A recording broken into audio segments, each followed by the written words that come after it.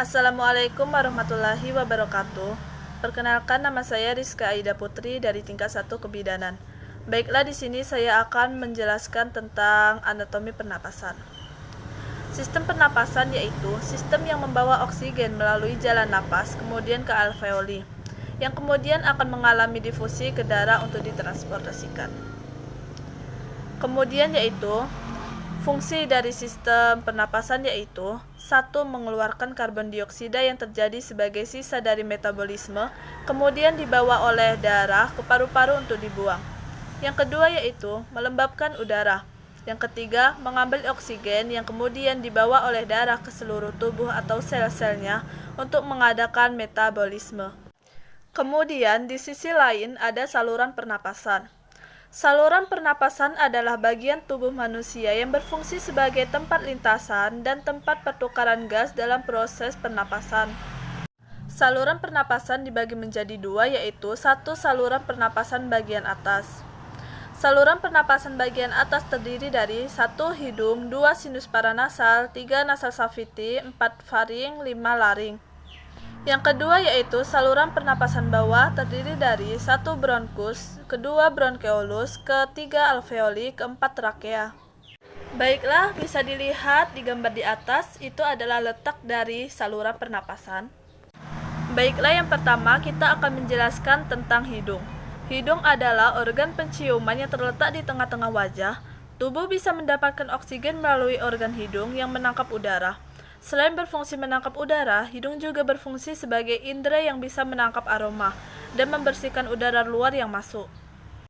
Baiklah, rongga hidung dimulai dari vestibulum, yakni pada bagian interior ke bagian posterior yang berbatasan dengan nasofaring. Kemudian rongga hidung ini terbagi menjadi dua bagian, yaitu secara longitudinal oleh septum hidung dan secara transversal konka superior, medialis, dan inferior. Kemudian, rongga hidung terdiri atas vestibulum. Vestibulum yang dilapisi oleh sel submukosa sebagai proteksi. Yang kedua, rambut. Di dalam rongga hidung yang berperan sebagai penapis udara. Yang ketiga, struktur konka yang berfungsi sebagai proteksi terhadap udara luar karena strukturnya berlapis. Yang selanjutnya, sel silia yang berperan melemparkan benda asing keluar dalam usaha untuk membersihkan jalan napas. Kemudian yaitu faring.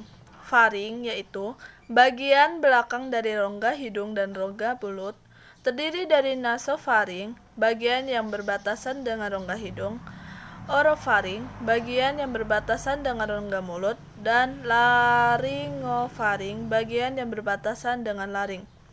Bagian di mana pemisahan antara makanan dan udara terjadi di faring.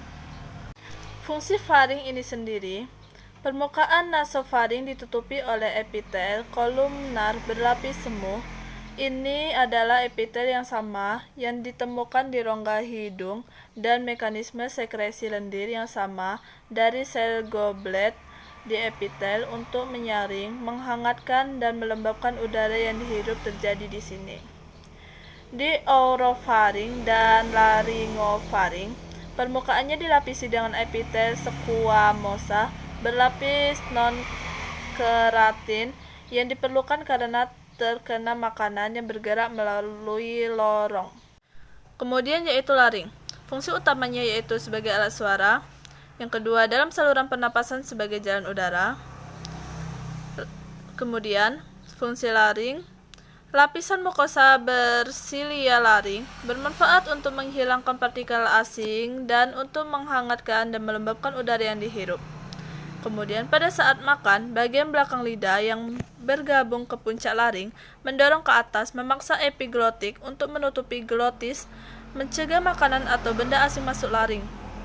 Kemudian yaitu trakea, cincin tulang rawan yang terdiri lengkap berbentuk U, panjangnya 10-20 cm, dibentuk oleh 20 lapis kartilago yang berbentuk huruf C dan berakhir ketika bercabang 2 karina.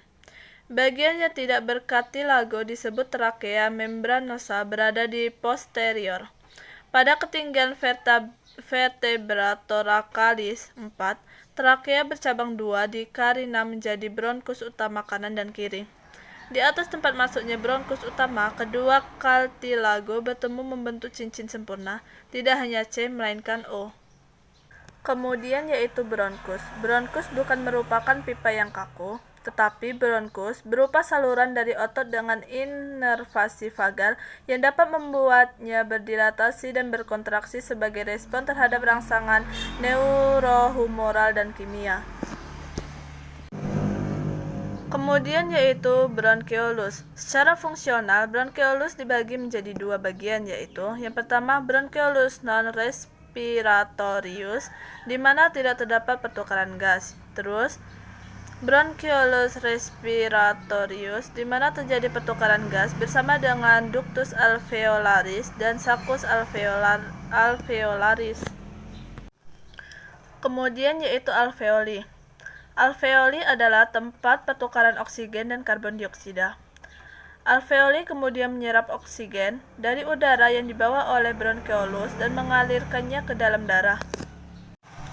Kemudian yaitu trakea.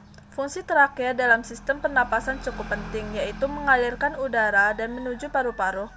Organ ini berbentuk tabung berongga lebar yang menghubungkan laring ke bronkus paru-paru. Baiklah, itu saja yang dapat saya sampaikan. Lebih dan kurang saya mohon maaf. Saya akhiri, wabillahi taufiq wal hidayah. Wassalamualaikum warahmatullahi wabarakatuh.